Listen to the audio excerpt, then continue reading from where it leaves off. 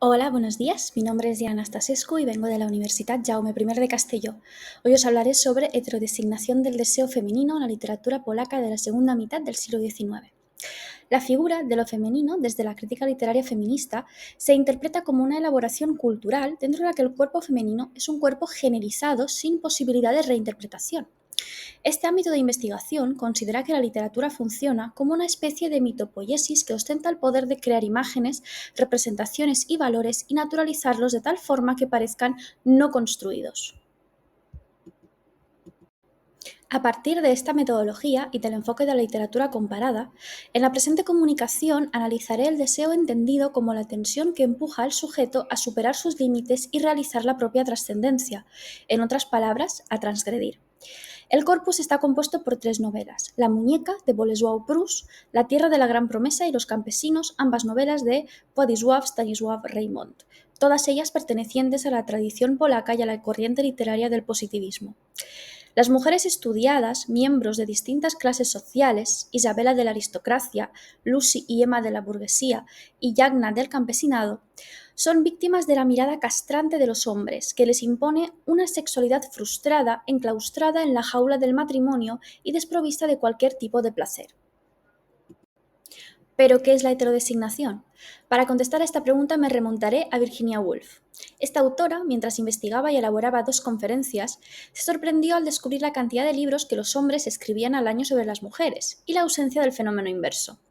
La sexualidad y naturaleza femeninas llenaban las páginas de los libros escritos por biólogos, médicos y científicos, pero también protagonizaban ensayos y novelas de, cito, hombres sin más cualificación aparente que la de no ser mujeres. Cierro cita.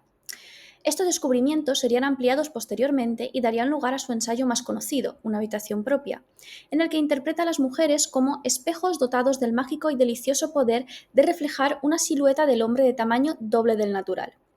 Concluye diciendo que el peso, el paso, la zancada de la mente masculina son demasiado distintos de los de la suya para que pueda recoger nada más sólido de sus enseñanzas, y que las mujeres hacen mal en leer sus libros, pues inevitablemente buscan en ellos algo que no pueden encontrar.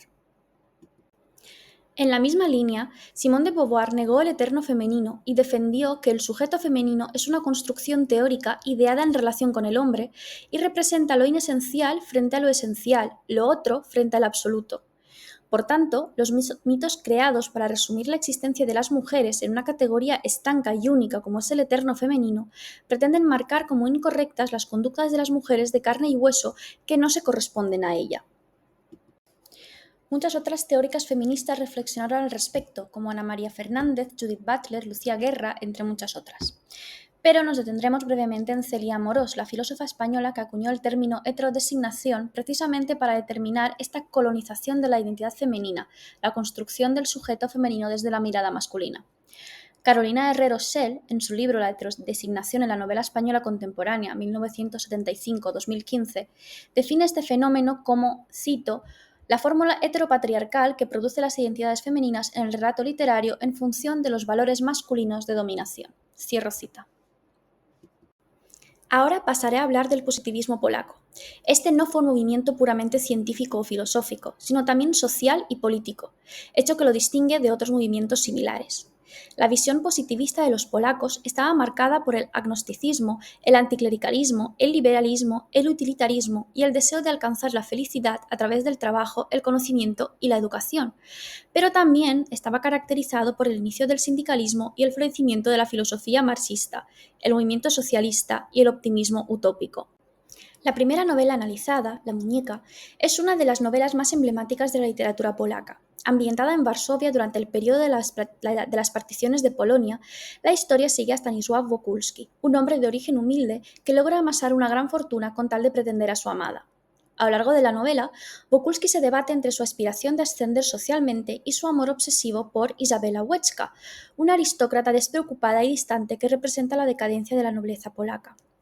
Isabela sufre las consecuencias del sistema educativo al que había sido sometida debido a su condición como mujer aristócrata y vive alejada de la realidad y sin un contacto directo con la vida ordinaria.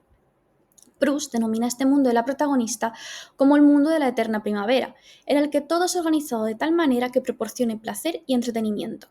Debido a su clase social, es muy deseada en el mercado matrimonial, obviamente. Los enlaces concertados despiertan en ella un gran rechazo tanto hacia los matrimonios como hacia los hombres en general, hasta tal punto que los ve como una desgracia para las mujeres y se atreve a afirmar que no hay felicidad en los matrimonios. No obstante, Isabela se muestra exigente en general en su elección de marido. Ninguno de sus pretendientes reúne los 3 requisitos que ella marca: que su futuro cónyuge le gustase, tuviese un apellido ilustre y una fortuna en consonancia. La protagonista se podría considerar una persona frígida, pues respondía a las atenciones de sus pretendientes con una indiferencia gélida, desdeñosa. Esta frigidez sexual la lleva a coqueteos inocentes que le traen consecuencias desafortunadas, pero Proust profundiza más en los motivos de su frialdad y desenmascara su extraño amor secreto, el más extraño de que se haya tenido noticia: una estatua de Apolo. Así comienza a soñar con ella y a identificarla con el hombre ideal al que le gustaría conocer en la vida real. Bien, además, tras prometerse con Wokulski para salvar de la ruina a su familia, ella misma deja de ser una diosa que se encuentra por encima de los preceptos morales y es derrotada por la sociedad y castigada con el convento por su transgresión.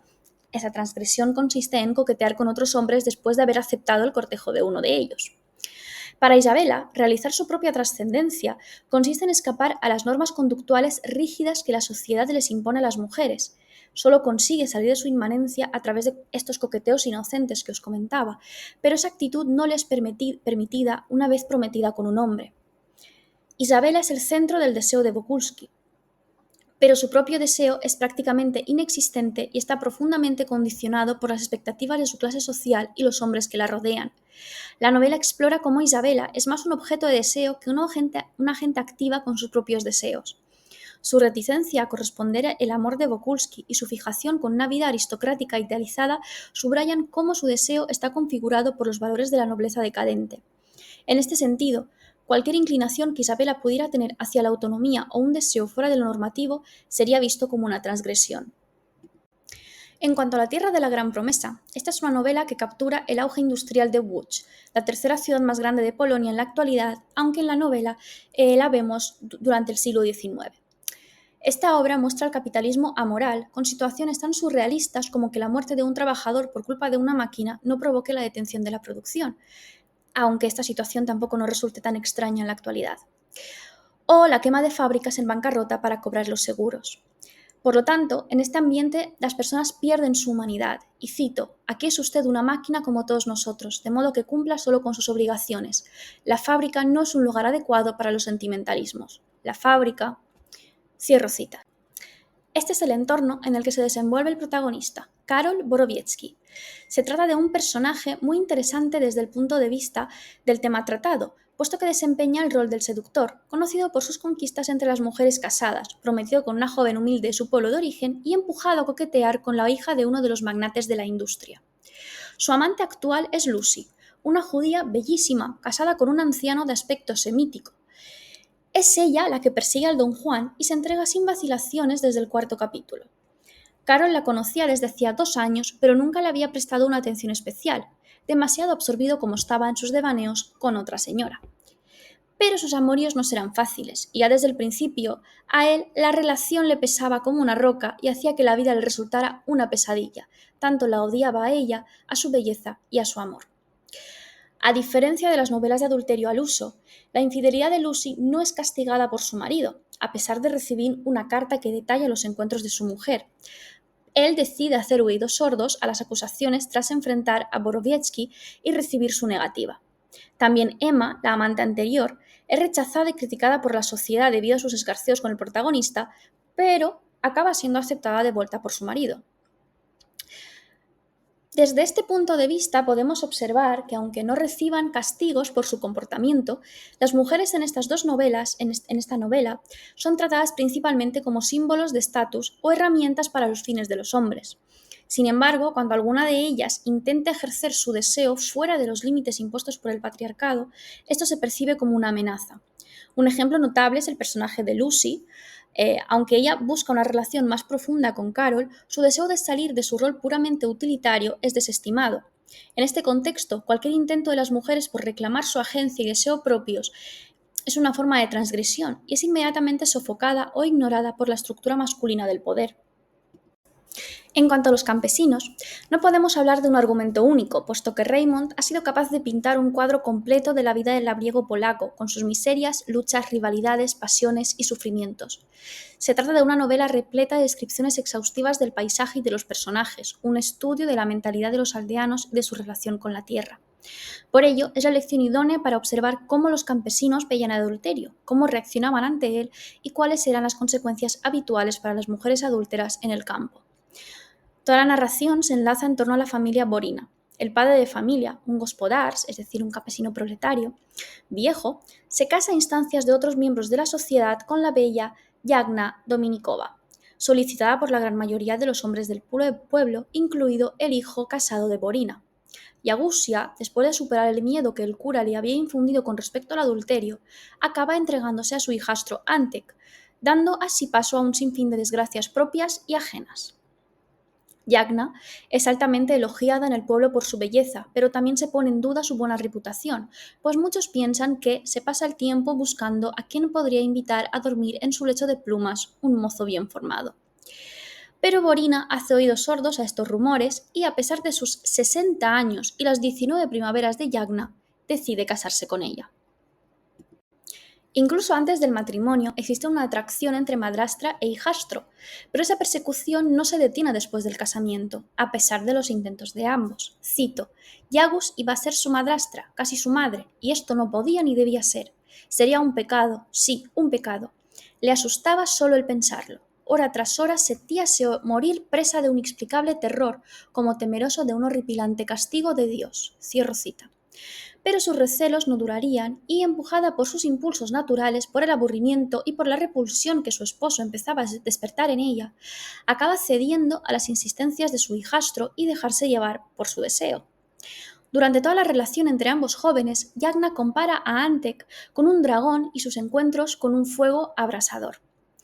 A medida que la sociedad se escandalizaba ante su comportamiento rebelde, además es que se la relacionaba con otros varios hombres, esta idea se repite en los labios de los campesinos. Cito: yo la echaría del pueblo, a una alhaja así la azotaría con una vara delante de la iglesia.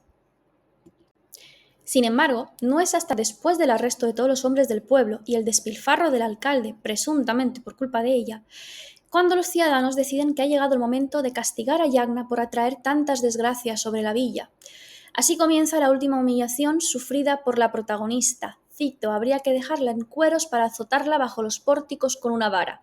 Siempre se ha hecho así con esas tales. Cierro cita. La figura de Yagna Borina es central en la discusión del deseo femenino como transgresión. Yagna es deseada por muchos hombres en la aldea, pero también es una mujer que lucha por afirmar su propio deseo, lo que la convierte en una figura transgresora en un entorno rural rígido. Su sexualidad y su rechazo a conformarse con las expectativas sociales la convierten en una figura ambigua, a la vez temida y condenada por la comunidad. El deseo de Yagna, cuando se manifiesta de manera contraria a las normas, desafía las estructuras patriarcales que intentan regular no solo su comportamiento, sino también sus pensamientos y sus deseos. La comunidad responde con violencia y ostracismo. En este caso se trata de un castigo que recuerda al que se infligía a las brujas en la época medieval y a los descritos por Arthur Miller en Las Brujas de Salem, subrayando cómo el deseo femenino autónomo se percibe como una amenaza al orden establecido y, por lo tanto, una transgresión que debe ser castigada. Para resumir, las mujeres que intentan definir y seguir sus propios deseos se enfrentan a una sociedad que las castiga por salirse de las normas establecidas. Esta lucha refleja la tensión entre la individualidad femenina y las expectativas patriarcales, destacando cómo, en el contexto del positivismo polaco, cualquier forma de deseo femenino que no esté alineada con las expectativas masculinas o sociales es considerada una transgresión peligrosa. Esto no solo limita la autonomía de las mujeres, sino que también las reduce a meros objetos dentro de un orden social que se esfuerza por mantener el control sobre todos los aspectos de sus vidas, incluidos sus deseos más íntimos. El deseo femenino, o la falta de él en algunos contextos, es interpretado y modelado por las expectativas sociales, subrayando cómo la heterodesignación del deseo femenino no permite la autenticidad ni la agencia personal. Por último, es interesante advertir las diferencias que se observan en el tratamiento de las adúlteras en función de su clase social. En el caso de Isabela, una aristócrata, es altamente criticada y rechazada por la sociedad, hasta el punto de tener que recurrir a Dios, que no deja de requerir unos votos parecidos a los del matrimonio. Yagna la campesina recibe un castigo ejemplar de sus vecinos, que recuerda al utilizado en la Edad Media con las brujas. Y por último, Lucy y Emma, esposas de magnates industriales, son criticadas por la sociedad, pero aceptadas de vuelta, puesto que sus prioridades son de orden económico, no amoroso ni sentimental.